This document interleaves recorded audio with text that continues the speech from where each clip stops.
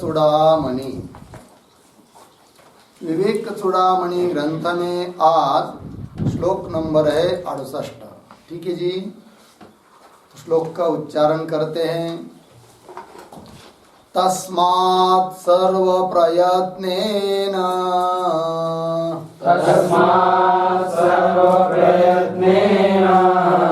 भवबन्ध विमुक्तये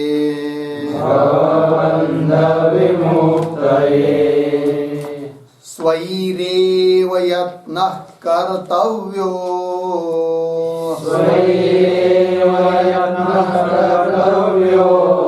रोगादाविव पंडितैः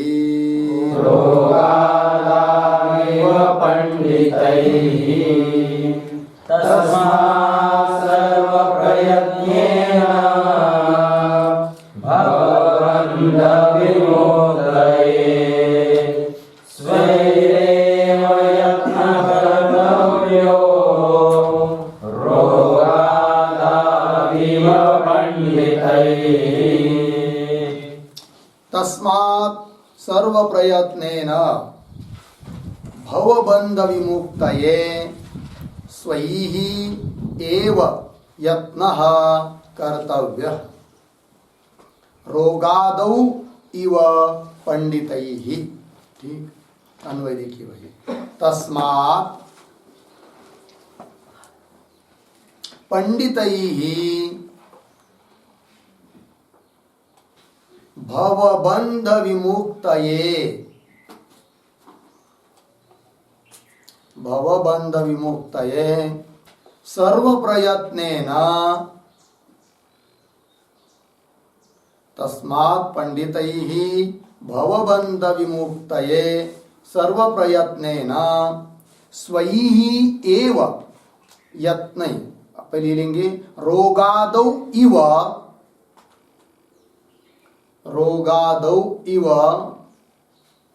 स्वैः एव यत्नः कर्तव्यः स्वैः एव यत्नः कर्तव्यः। ठीक, देखिए भाई, अभी तक जो पीछे चिंतन हुआ है इससे सार बात यही निकली है कि यदि बंधन का अनुभव अपने को हो रहा है तो उस बंधन से छुटकारा करने के लिए अपने को ही प्रयत्न करना पड़ेगा। बंधन का अनुभव अपने को हो रहा है और अन्य किसी के प्रयत्न से हम लोगों का बंधन निवृत्त हो जाएगा, ऐसा हो नहीं सकता। हम लोगों को ही आत्मज्ञान संपादन करके हमारा बंधन निवृत्त करना है, ये बात कही है। इसलिए सभी व्यक्ति ने भवबंधन से छुटकारा पाने के लिए बहुत प्रयत्न करना चाहिए। इस बात को आप समझा रहे हैं इस श्लोक से। तो सबसे पहला शब्द आया है तस्मात्। तस्मात् मतलब इसलिए। क्यों भाई? तो तस्मात् शब्द का एक अर्थ लिखते हैं, लिख लीजिए एक वाक्य में।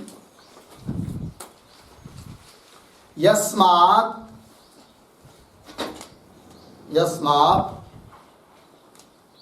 एवं स्वीय बंधः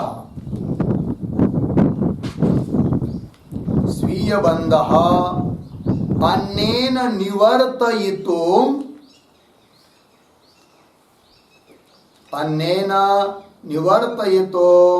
न शक्यते तस्मात्। ठीक है, देखिए भाई अर्थ। यस्मात् जिस कारण से कि स्वीय बंध अपना जो बंध है वह अन्येन निवर्तयितुं न शक्यते, अपने बंध की निवृत्ति अन्य कोई भी कर नहीं सकता। तस्मात् इसलिए क्या, आगे श्लोक में तस्मात् पंडितैः भवबंध विमुक्तये सर्व प्रयत्नेन। ठीक, तो पंडितैः, तो पंडितैः का अर्थ लिखे बुद्धिमद्भिः।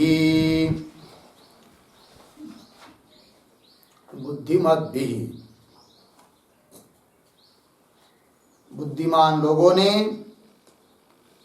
क्या करना, तो तो भवबंध विमुक्तये, भवबंध से मुक्त होने के लिए सर्व प्रयत्नेन, उदाहरण दिया है बीच में रोगादो इव स्वहि एव यत्न कर्तव्य। ठीक, तो भवबंध विमुक्तये इसका भी अर्थ लिखिए, सांसारिक अविद्यादि, सांसारिक अविद्यादि देहांत बंध निवृत्तये, देहांत बंध निवृत्तये।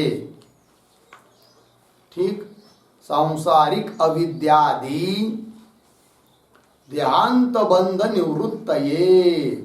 ठीक है जी, भवबंध सांसारिक बंध, तो सांसारिक जो अविद्या से लेकर देह तक जितना भी बंधन मालूम पड़ रहा है, उन सभी बंधन से निवृत्त होने के लिए भवबंध विमुक्तये।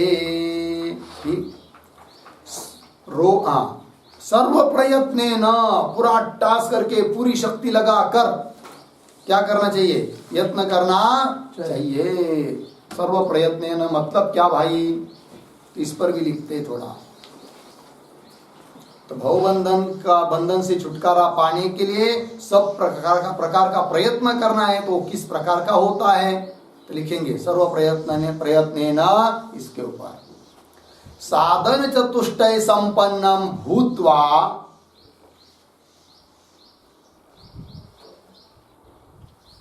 साधन चतुष्टय संपन्नम भूत्वा गुरुम उपसद्य, गुरुम उपसद्य तन्मुखात्, तन्मुखात् वेदांतान श्रुत्वा, तन्मुखात् वेदांतान श्रुत्वा तदर्थम मत्वा, तदर्थम मत्वा निदिध्यास्य, निदिध्यास्य निर्विकल्पक निष्ठया, निर्विकल्पक निष्ठया ब्रह्म तत्व, ब्रह्म तत्व स्फुटम अवगम्य, स्फुटम अवगम्य मोक्तव्यम, मोक्तव्यम अर्धविराम, न केवलम बाह्य शब्दादिभिः, न केवलम बाह्य शब्दादिभिः मुक्ति सिद्ध्यति, मुक्ति सिद्ध्यति।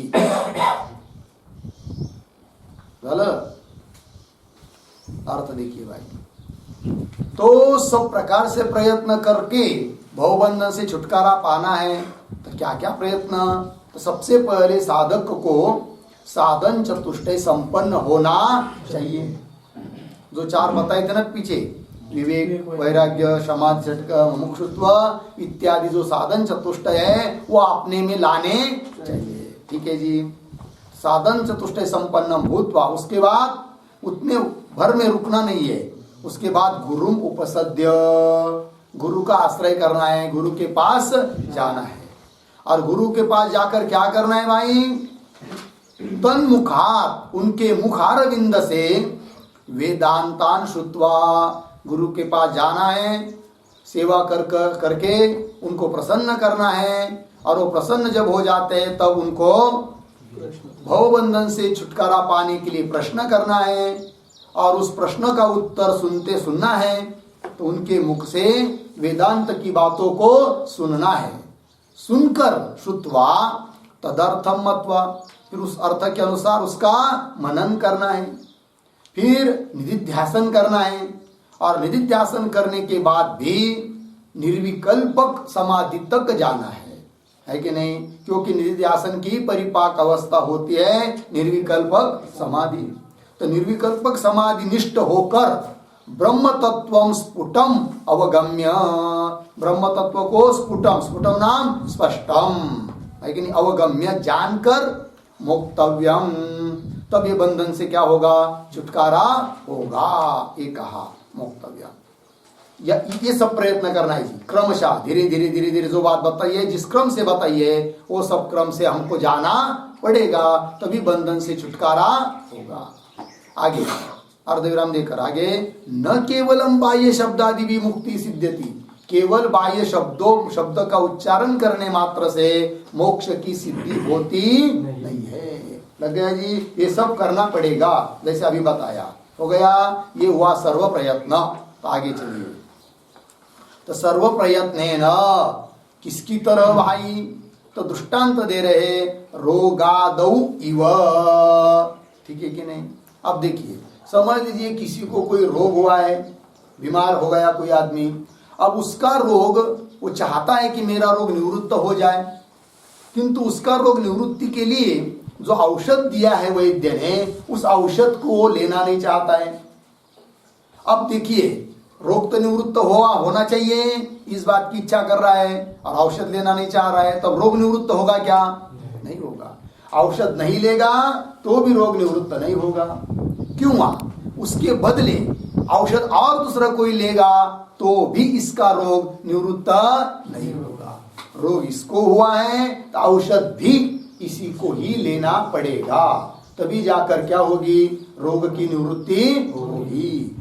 जैसे रोग के निवृत्ति के लिए प्रयत्न स्वयं को ही करना पड़ता है, अन्य सहायक हो सकते हैं, किंतु विशेष प्रकार का प्रयत्न औषध ग्रहण करना आदि वो तो अपने को ही करना पड़ता है। पथ्य का सेवन, औषध का ग्रहण अपने को ही करना पड़ता है, तब जाकर रोग निवृत्त हो सकता है। उसी प्रकार सभी जीवों को जो रोग हुआ है, कौन सा? बंधन, और इस बंधन रूप रोग से निवृत्त होना चाहते हैं, तो उसके लिए भी प्रयत्न हर एक व्यक्ति को अपने अपने को ही करना पड़ता है। लग गए जी? वो किस प्रकार का प्रयत्न, वो भी तो बता दिया है।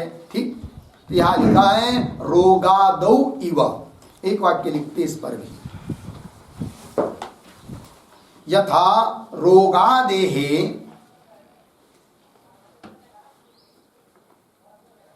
रोगादेहे रोग क्षुत पिपासा देहे, रोग क्षुत पिपासा देहे विमुक्तये,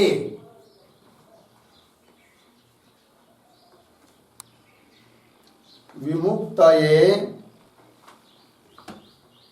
अगद स्वीकार आहार, अगद स्वीकार आहार जलपानादिकम, अगद स्वीकार आहार जलपानादिकम स्वयं क्रियते, स्वयं क्रियते, अर्धविराम, एवं यत्नः कर्तव्यः।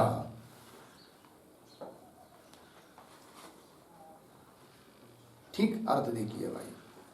तो जिस प्रकार रोग आदि शब्द से क्षुधा, भूख लग गई, प्यास लग गई, पिपासा लग गई, तो उसकी निवृत्ति के लिए प्रयत्न किसको करना पड़ता है?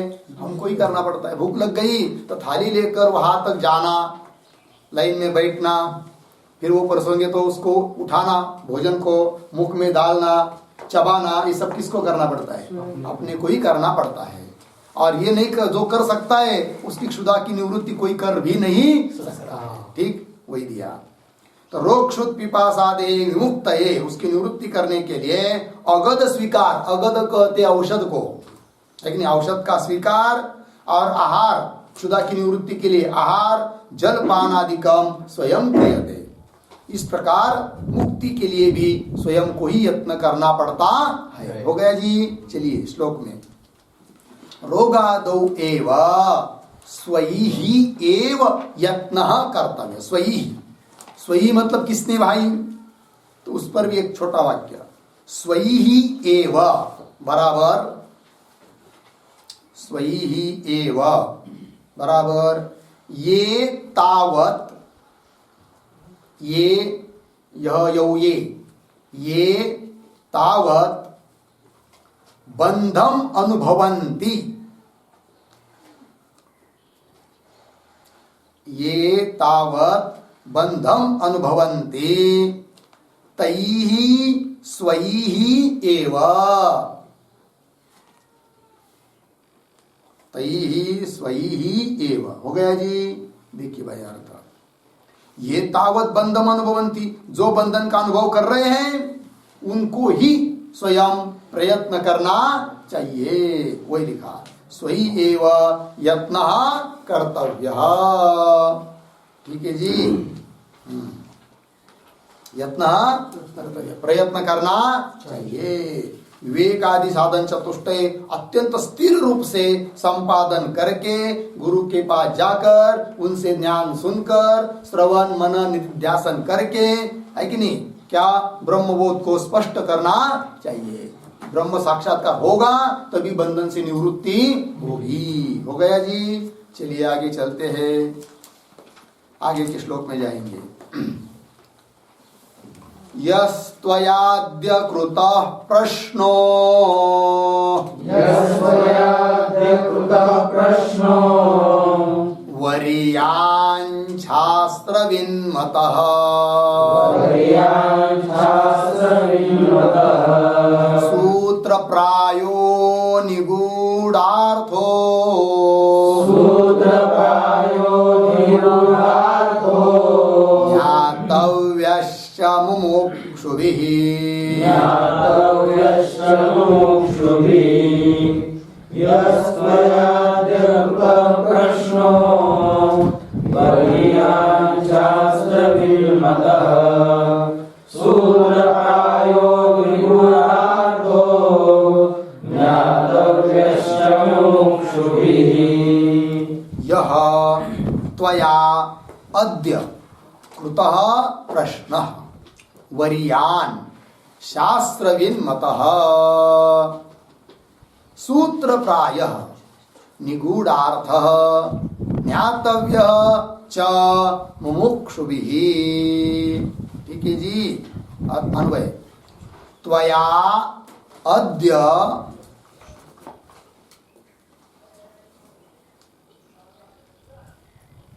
ठीक है क्या, यह त्वया अद्य यह प्रश्नः कृतः, यह प्रश्नः कृतः। आगे वरीयान् शास्त्रविद मतः, शास्त्रविन्मतः सूत्रप्रायः निगूढार्थः च मुक्षुभिः ज्ञातव्यः। ठीक। चलिए भाई अर्थ तो कह रहे हैं, त्वया अद्य, अद्य शब्द का अर्थ है इदानीम, अब। त्वया अद्य यह प्रश्न कृत, जो प्रश्न किया, कौन बोल रहे हैं, श्री गुरु। किसको, शिष्य को। देखिए इसके पहले जब शिष्य ने प्रश्न किए थे, श्लोक नंबर 51 में, कह नाम बंध, बंध आदि क्या आदि आदि बहुत सारे प्रश्न पूछे थे। उसके बाद श्लोक नंबर 52 में उस श्री गुरु ने शिष्य को, शिष्य की स्तुति की, प्रशंसा की कि तुम धन्य हो, कृतकृत्य हो, तुमने सब कुल को पवित्र कर दिया, आदि आदि करके शिष्य की प्रशंसा की थी। अब उस शिष्य ने जो प्रश्न किए थे, उस प्रश्न की स्तुति कर रहे, प्रशंसा कर रहे कौन, श्री गुरु, है कि नहीं। इस प्रकार का प्रश्न करने वाला भी धन्य है, और जो प्रश्न किए हैं वो भी अत्यंत श्रेष्ठ ऐसे प्रश्न है कि नहीं। इन प्रश्नों को छोड़कर और कोई यदि प्रश्न करता है कि मेरे को बच्चा कब होगा, मेरा लॉटरी में नंबर कब लगेगा, आदि प्रश्न, वो प्रश्न स्तवनीय नहीं है, वो फालतू के प्रश्न है, कोई काम के नहीं है। लेकिन आजकल लोग ज्यादातर उसी प्रकार के प्रश्नों को पूछते हैं। और गुरु लोग भी उसका उत्तर देते रहते हैं, क्योंकि थोड़ा बहुत उनको लाभ हो जाता है शिष्यों को, तो गुरु को भी कुछ फायदा हो जाता है। क्या लाभ होता है गुरु को? धन मिल जाता है। समझ लीजिए किसी को जड़ी बूटी दे गई और बुढ़ापे में, उस बुढ़ापे तक प्रयत्न किया उसने, 60 साल होने तक बच्चा हुआ ही नहीं, बहुत गुरु ढूंढे, औषध ढूंढा, बहुत लिया औषध, हुआ नहीं, योगा योग इसके औषध से हो गया या उसका प्रारब्ध से हो गया, तो वो बोलेगा गुरुजी तुम्हारी कृपा से हुआ, नहीं तो मेरी 500 एकड़ जमीन फालतू जाने वाली थी, अब उसमें से 100 एकड़ आप ले लो, बना हुआ आश्रम बढ़िया से बढ़िया, तो फायदा हुआ कि नहीं? लेकिन शास्त्रकार कहते हैं इस प्रकार के प्रश्न, इस प्रकार का गुरु और ये सब क्या है जी? ढोंग है, ऐसा करना भी नहीं चाहिए। लग गया जी? क्योंकि शिष्य ने भी किस प्रकार के प्रश्न पूछने चाहिए और गुरु ने भी किस प्रकार के प्रश्नों का उत्तर देना चाहिए, ये सब वेदांत बताता है। ठीक, इसीलिए श्री गुरु उस शिष्य ने किए हुए प्रश्नों का क्या कर रहे हैं? स्तवन कर रहे, स्तुति कर रहे। ठीक है, देखिए श्री गुरु कह रहे हैं त्वया अद्य यह प्रश्न कृत, जो प्रश्न किया, कौन सा प्रश्न किया था जी? याद है? को नाम बंध है कि नहीं? हाँ, इत्यादि रूप जो प्रश्न था श्लोक नंबर 51 में किया हुआ प्रश्न, एक नहीं प्रश्न, बहुत सारे प्रश्न थे, वो सभी प्रश्न। हाँ, तो प्रश्न कृतः वरियान, वो प्रश्न कैसे है? वरियान, वरियान का अर्थ है अत्यंतम वरः, श्रेष्ठ, अत्यंत श्रेष्ठ प्रश्न है वो।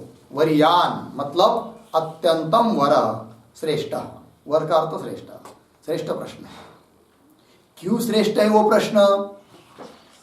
तो उसका हेतु बता रहे, शास्त्रविद मतः। ठीक है ना जी? शास्त्रविद मतः मतलब जो शास्त्र को जानने वाले लोग हैं उनको इन प्रकार के प्रश्न सम्मत है, मान्य है, इसलिए सभी प्रश्न कैसे हैं? श्रेष्ठ है। तो शास्त्रविद मतः, ये जो शब्द आया है ना, देखिए उस पर, ये तावत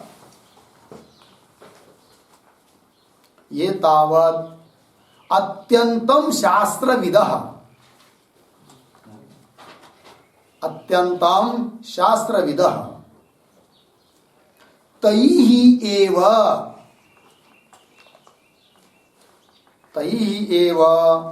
एवं प्रष्टुम शक्यते,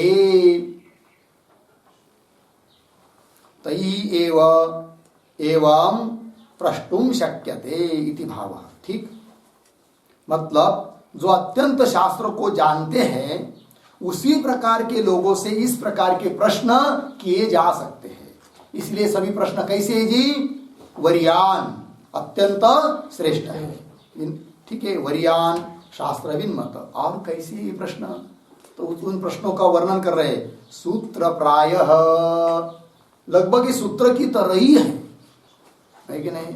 सूत्र की तरह ही मतलब क्या? सूत्र क्या होता है जी? उसमें अक्षर थोड़े होते हैं और अर्थ बहुत होता है। इस प्रकार प्रश्नों में जो किए बहुत छोटे छोटे प्रश्न दिखाई दे रहे हैं, किंतु उसमें बहुत सारा अर्थ भरा हुआ है। इसलिए प्रश्न कैसे है वो? सूत्र प्रायः।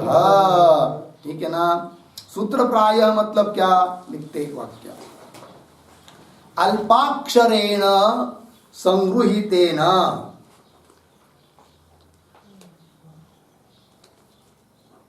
अल्पाक्षरेण संगृहीतेन शब्देन बंधमोचक साक्षात्कारार्थम, बंधमोचक साक्षात्कारार्थम यावत् प्रष्टव्यम,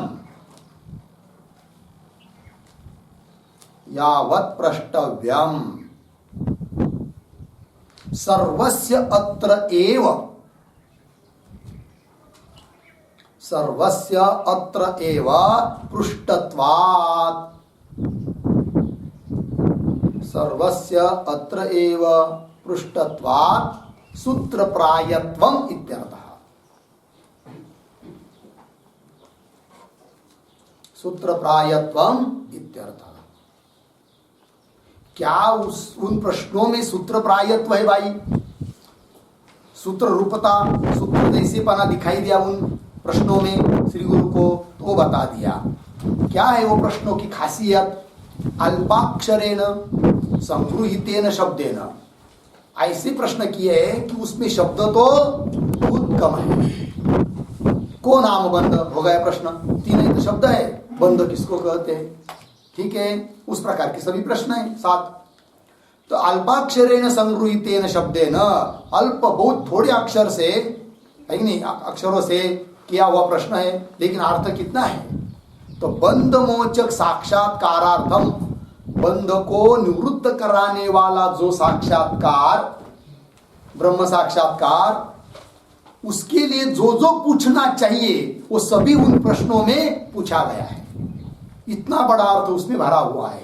किसमें? उन प्रश्नों में। ठीक है ना? साक्षात्कारार्थम यावत प्रष्टव्यम, जितना पूछना चाहिए, सर्वस्य अत्रैव पृष्ठत्वात्, उन सभी बातों को यहाँ पर पूछा गया है। इसलिए इन प्रश्नों में क्या है जी? सूत्र प्रायत्व है। सूत्र में रहने वाला धर्म इन प्रश्नों में दिखाई दे रहा है, इसलिए इन प्रश्नों को कह दिया सूत्र प्रायः। ठीक, किसको कहते सूत्र? एक शब्द में, अल्पाक्षरत्वे सति बहुवर्त सूचकम सूत्रत्वम। अल्पाक्षरत्वे सति बहुवर्त सूचकत्वम सूत्रत्वम, बहुवर्त सूचकत्वम। अर्थ देखिए भाई, जिसमें अक्षर कम हो और बहुत अर्थ भरा हुआ हो, उसको क्या कहते जी? सूत्र। पूर्व ऋषि मुनि के जो ग्रंथ होते थे सब सूत्र रूप ही होते थे, सूत्रात्मक ग्रंथ होते थे। देखिए कोई भी शास्त्र उठा के देखिए, चाहे वेदांत हो, पूर्वमीमांसा हो, न्याय हो, है कि सांख्य हो, सभी के क्या है? सूत्र है, आज भी उपलब्ध है। ठीक है, किंतु आगे चलते चलते चलते चलते बड़े बड़े विद्वान और आगे आगे आ गए, और उन लोगों ने देखा अभी इस लोगों की बुद्धि कम होती जा रही है, सूत्रात्मक बोलने से उनको समझ में नहीं आता है, तो उनको फिर विस्तार पूर्वक बोलना चाहिए। इसलिए उन सूत्रों पर क्या हो गई? फिर व्याख्या हो गई, टिप्पणी पर टिप्पणी, व्याख्या पर व्याख्या होती चली गई। ठीक है जी, चलिए। अल्पाक्षरत्वे सति बहुवर्त सूचकत्वम हो गया, इसको कहते सूत्र। वही धर्म इन प्रश्नों में होने के कारण इन प्रश्नों को कह दिया क्या? सूत्र प्रायत्व। ठीक, आगे चलिए। निगूढ़ार्थ, कैसे ये सब प्रश्न? निगूढ़ार्थ, निगूढ़ार्थ कहे गर्भितार्थ, इनके पेट में बहुत सारा अर्थ भरा हुआ है, गर्भितार्थ हो गया जी। चलिए, गर्भितार्थ। और कैसे भाई ये प्रश्न? तो बता रहे, च मुमुक्षु वही मुमुक्षु भी ज्ञातव्य। ठीक है जी, मुमुक्षु के द्वारा जो कुछ जानने योग्य है वो सब इसमें भरा हुआ है कि नहीं? इन प्रश्नों का उत्तर मिल जाता है तो मुमुक्षु की सभी शंकाएं निवृत्त हो जाएगी और उसको ब्रह्म साक्षात्कार हो जाएगा। ऐसा सब गंभीर अर्थ इस प्रश्नों में भरा हुआ है। लग गया जी? वही लिखा, मुमुक्षु भी ज्ञातव्य। अच्छा, हो गया ये प्रश्नों की स्तुति कर दिया गुरु ने शिष्य के प्रश्न की। ठीक, ऐसे ही प्रश्न करना चाहिए कि जिस प्रश्न की स्तुति करने की इच्छा गुरु को भी हो जाए, है कि नहीं? तो ऐसा ना हो, प्रश्न तो किया है किंतु सामने वाले को सुनने की इच्छा ही ना हो, ऐसे प्रश्न नहीं करने चाहिए, है कि नहीं?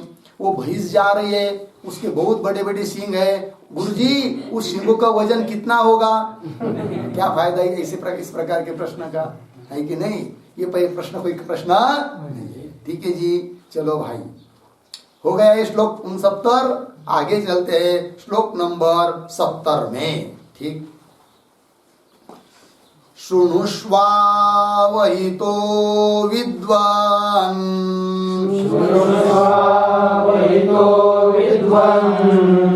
यन्मया समुदीर्यते,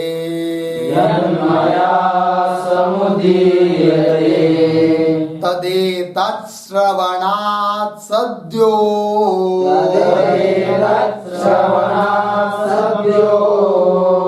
भवबन्धाद् विमोक्ष्यसे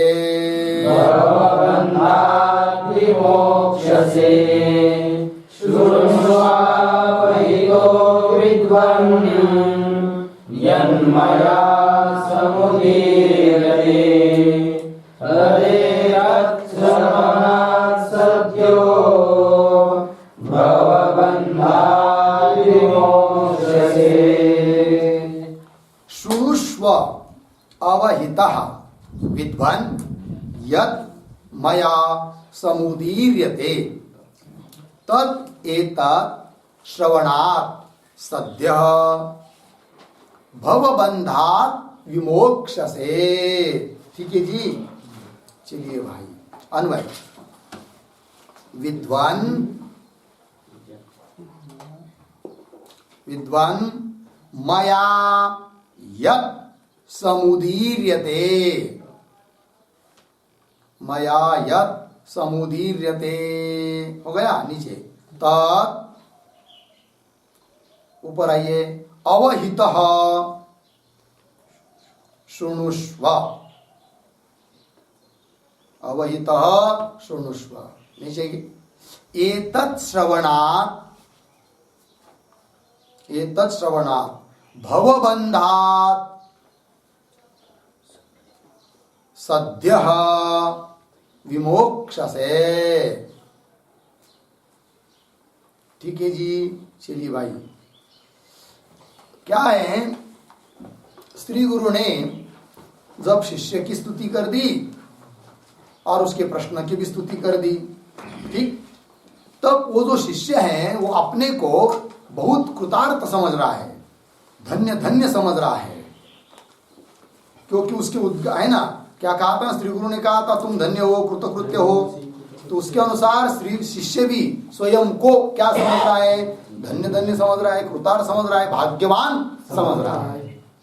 अब इस प्रकार के शिष्यों को अब श्री गुरु चाहते हैं कि भाई स्वयं को धन्य समझ रहा है, किंतु इतने वर्ष इसका काम चलेगा नहीं, इसको तो मुख्य बात तो आगे कहनी है, तो वो बाकी ही है, क्योंकि उसके प्रश्न का उत्तर तो अभी दिया ही नहीं है। अब उसके प्रश्न का उत्तर मैं दूंगा, किंतु उस उत्तर को इसने अब सुनना चाहिए। इसलिए श्री गुरु अब कहते हैं शिष्य को कि भाई तुम्हारे प्रश्न का उत्तर मैं अब दे रहा हूं, उसको तुम ध्यान पूर्वक श्रवण करना चाहिए। अर्थात शिष्य का चित्त अपने कही हुई बात की तरफ लगाने के लिए उसको सावधान कर रहे कौन, श्री गुरु, इस श्लोक के द्वारा। देखिए श्री गुरु करे विद्वान, ये संबोधन है शिष्य के लिए।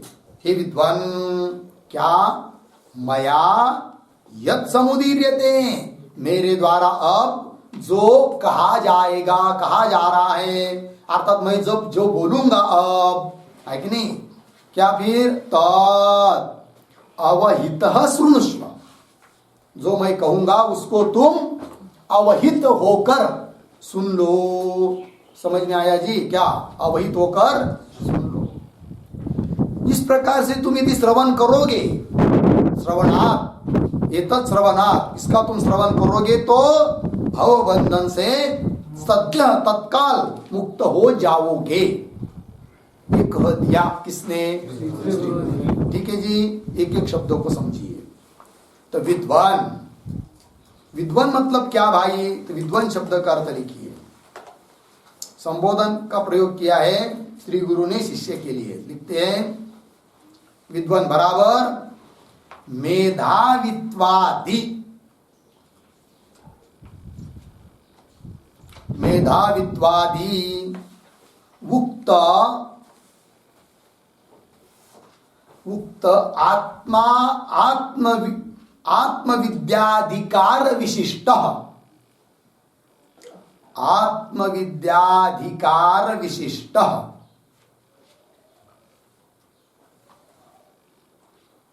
ठीक, चलिए भाई, आत्मविद्याधिकार विशिष्ट, ठीक, मतलब क्या, आत्मविद्या प्राप्त करने के लिए जिस प्रकार का अधिकार होना चाहिए उस प्रकार का अधिकार शिष्य में है। ये गुरु ने समझ लिया, उसके बोलने से, उसके प्रश्न से, उसकी सेवा से, उसके भाव से श्री गुरु ने समझ लिया। इसलिए श्री गुरु ने उसके लिए शब्द का प्रयोग किया, क्या? विद्वान। क्योंकि तुम कैसे हो? मेधावित्वादि जो आत्मविद्या प्राप्त करने का अधिकार है उनसे तुम विशिष्ट हो। श्लोक नंबर 16 में पीछे कहा था मेधावी पुरुष, विद्वान, वोहा विचक्षण आदि आदि। फिर उसके उत्तरार्ध में कहा था अधिकारी आत्मविद्यायाम उक्त लक्षण रक्षित है कि नहीं। आत्मविद्या का अधिकारी कौन? मेधावी हो, विद्वान हो, वाप हो, विचक्षण हो, साधन चतुष्टय संपन्न हो, ऐसा कहा था ना। तो उसी सभी बात को मन में रखकर श्री गुरु ने शिष्य के लिए शब्द प्रयोग किया विद्वान। अर्थात आत्मविद्या के लिए जैसा अधिकार चाहिए उस अधिकार से तुम युक्त हो, ऐसा बता दिया। हो गया जी विद्वान। आगे क्या? मया यत समुदीर्यते। कौन बोल रहे? श्री गुरु। मया मतलब मेरे द्वारा, यत जो समुदीर्यते। समुदीर्यते मतलब क्या?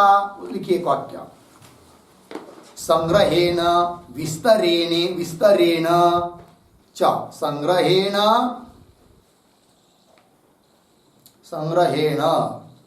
विस्तरेण च सम्यक ज्ञानाय यत् उच्यते। सम्यक ज्ञानाय यत् उच्यते तत्।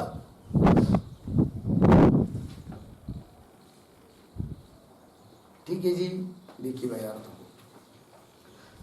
श्री गुरु बोल रहे हैं कि मेरे द्वारा जो कहा जाएगा, हो सकता है कहीं पर मैं संग्रह से कहूं, मतलब थोड़े में कहूं, अथवा विस्तार पूर्वक कहूं, जो भी हो, सम्यक ज्ञान उत्पन्न होने के लिए जो भी मेरे द्वारा कहा जाएगा उसको तुम क्या करो? सुन।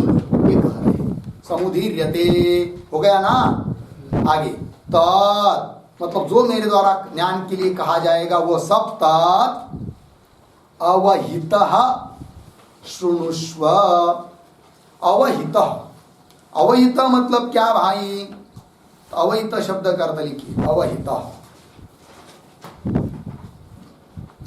विषयांतर मनस्संचार रहित। विषयांतर मनस्संचार रहित।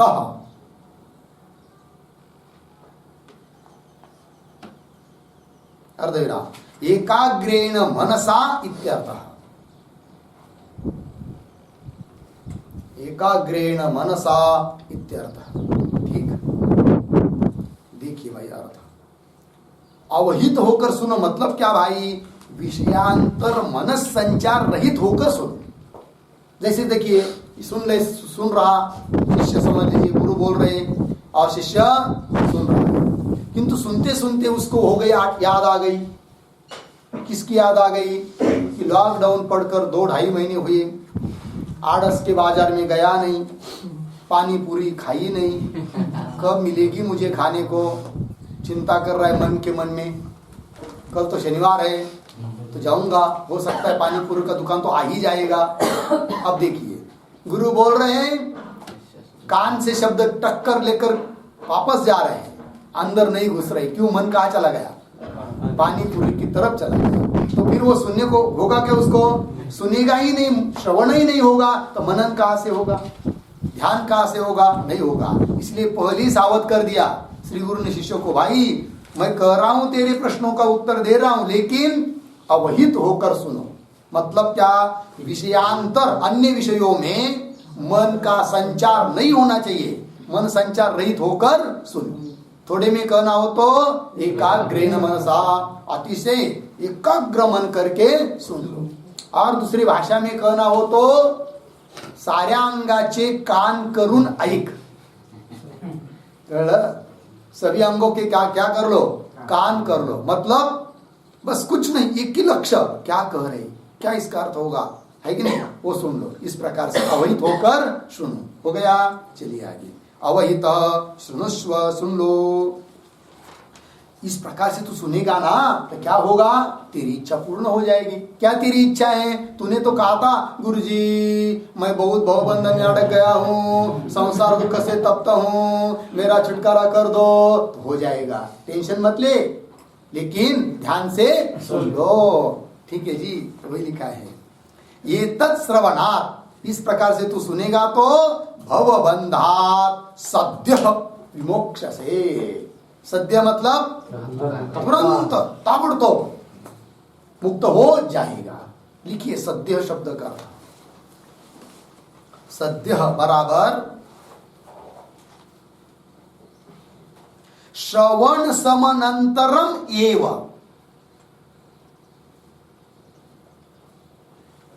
श्रवण समनंतरम एव आत्मानं साक्षात्कृत्य। आत्मानं साक्षात्कृत्य। ठीक, देखिए श्रवण समनंतरम, श्रवण के बाद तुरंत आत्मा का साक्षात्कार होकर तू भवबंधन से मुक्त हो जाएगा। किंतु क्या करना पड़ेगा? एतत् श्रवणात् शब्द आया है ना, एतत् श्रवणात्, उसके पीछे एतत् श्रवणात् भवबंध विमुक्त, ऐसा आया है ना। एतत् श्रवणात् मतलब क्या? एतत् श्रवणात् का अर्थ देखिए,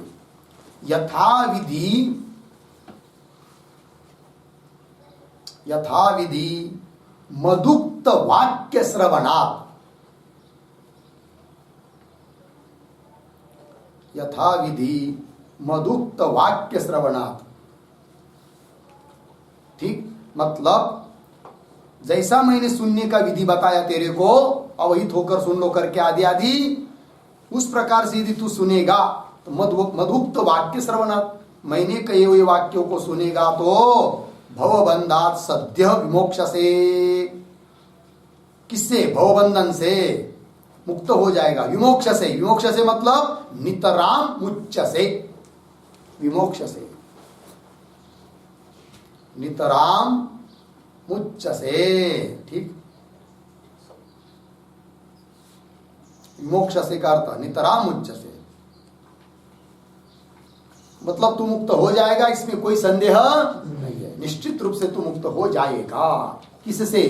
भवबंधात्। कौन भवबंध? लिखिए भवबंधात् का भी अर्थ, भवबंधात् बराबर संसार बंधात्।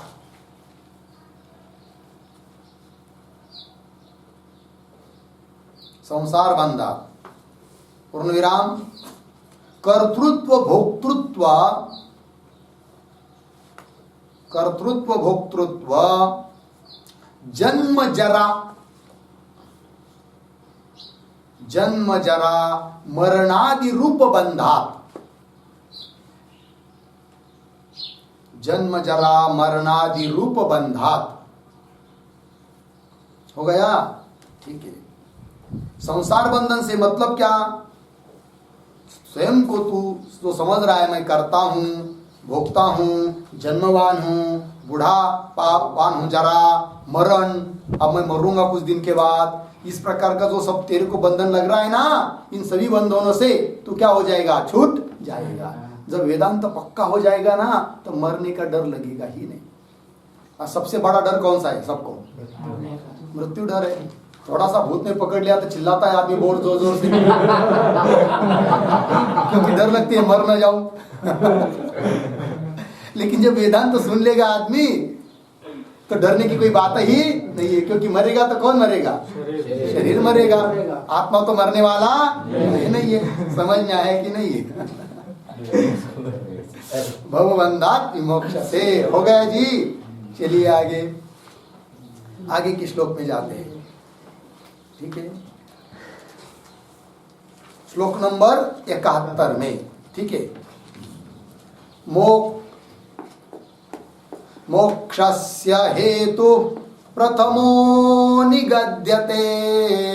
मोक्षस्य हेतु प्रथमो निगद्यते।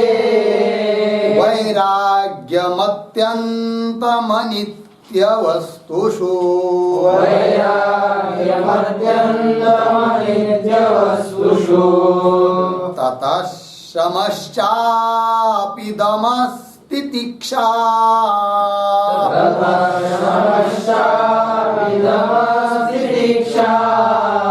न्यासः प्रसक्ताखिलकर्मणां वृषम्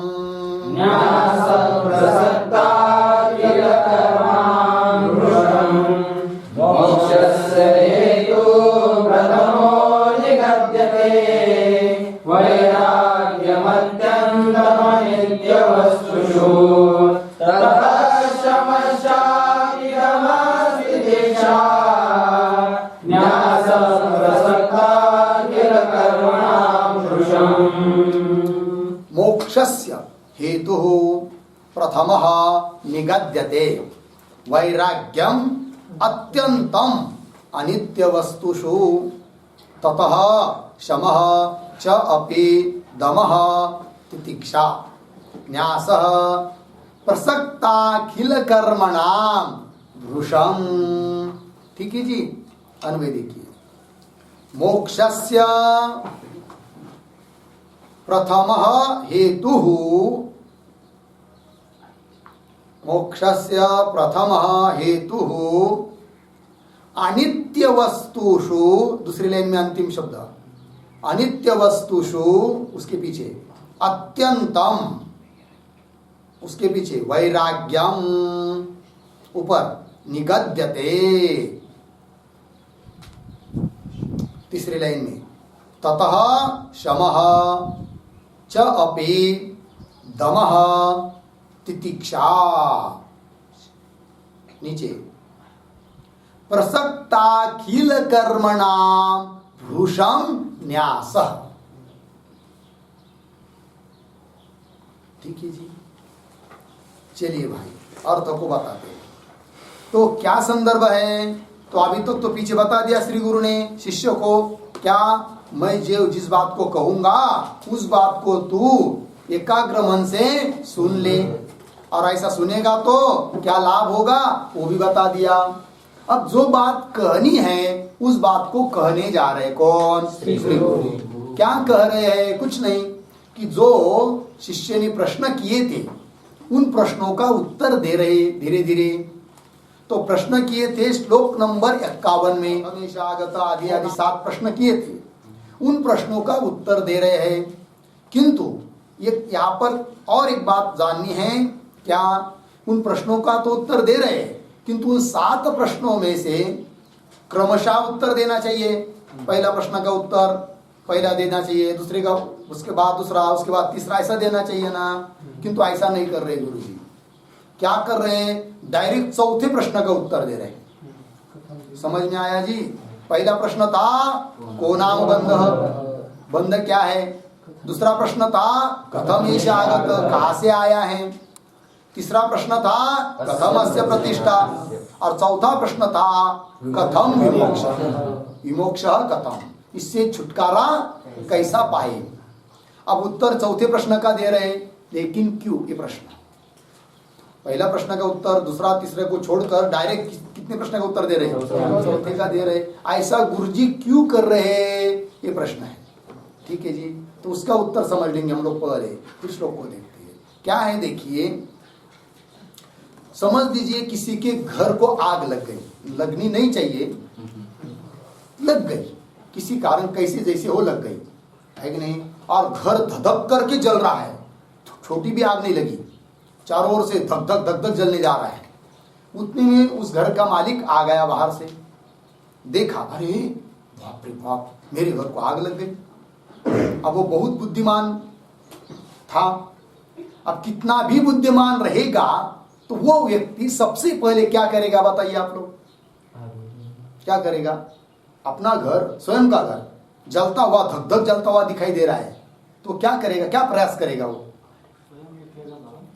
हाँ, स्वयं निकलेगा बाहर। बाहर नहीं, वो तो बाहर से आ रहा है ना, बाहर नहीं है वो पहले से। पहले से बाहर है वो।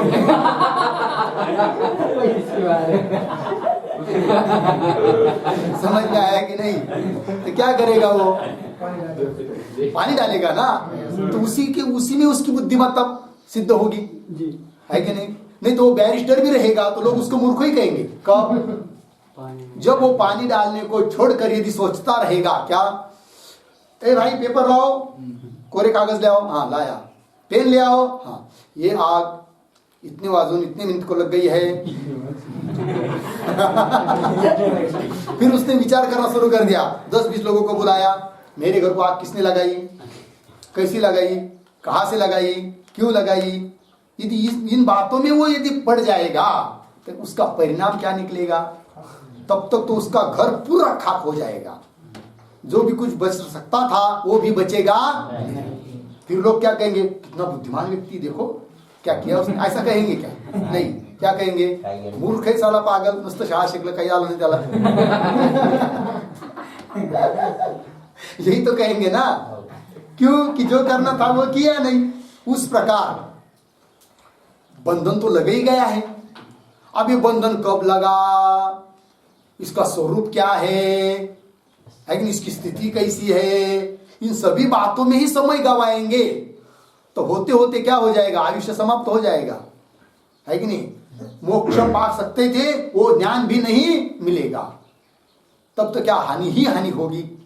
इसलिए श्री गुरु ने सोचा ये हमारे शिष्यों का तो उद्धार होना चाहिए, इसको पहले से ये सब बता देंगे कि बंधन क्या है, आदि क्या है, आदि क्या है, तो समय बहुत निकल जाएगा। आप तो लग चुकी है, लगने दो ना, कैसी भी लग गई है, इसको पहले बुझाएंगे। इसलिए सबसे पहले उत्तर देना शुरू कर दिया, कौन से प्रश्न का, इस बंधन से मोक्ष कैसा मिलेगा। इसलिए पहले दूसरे तीसरे प्रश्न का उत्तर न देकर कौन सा प्रश्न का उत्तर देना शुरू कर दिया, चौथे प्रश्न का उत्तर देना शुरू कर दिया। समझ में आई बात? तो वही दे रहे आगे, किंतु अन्वय हुआ ना, अन्वय हुआ, इसका अर्थ भी देखेंगे सविस्तर, किंतु इसका विचार हम लोग करेंगे, ठीक है। ओम पूर्णमदः पूर्णमिदं पूर्णात् पूर्णमुदच्यते पूर्णस्य पूर्णमादाय